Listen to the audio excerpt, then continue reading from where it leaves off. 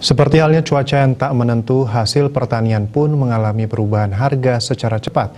Cabai salah satunya. Beberapa pekan lalu harganya anjlok hingga Rp2.000 per kilogram.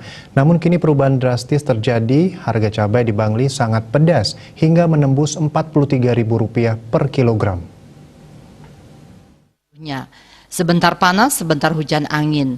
Cuaca tak menentu ini mengakibatkan cabainya jadi rusak, busuk di pohon, dan kerdil. Atas kondisi ini, harga cabai di pasaran pun naik signifikan karena kelangkaan pasokan dari petani.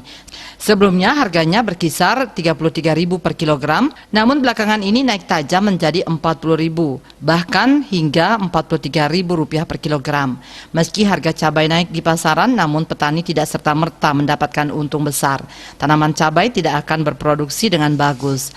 Harganya memang naik, tapi produksi atau hasil pertanian juga sedikit dan tak maksimal.